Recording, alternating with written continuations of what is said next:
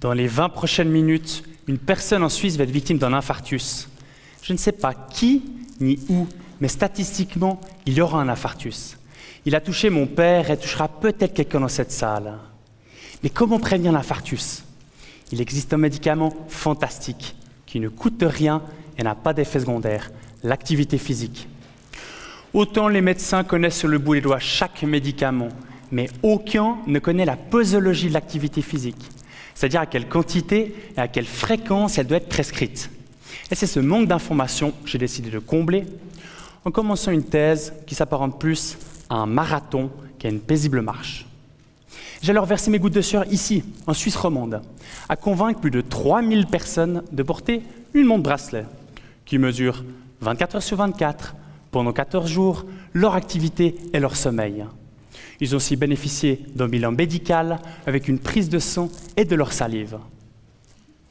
De retour à la maison, je m'attendis à du repos. Mais ce fut tout l'inverse.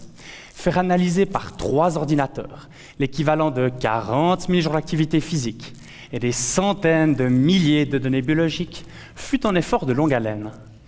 C'en est même devenu une course d'obstacles lorsque ma femme, par souci écologique, éteignit l'interrupteur des ordinateurs. Mais l'effort paye. Grâce à ces données uniques dans le monde, j'ai pu caractériser 3 types d'individus et vous reconnaîtrez sûrement dans l'un des 3. Premièrement, les fainéants, affalés toute la journée dans leur canapé.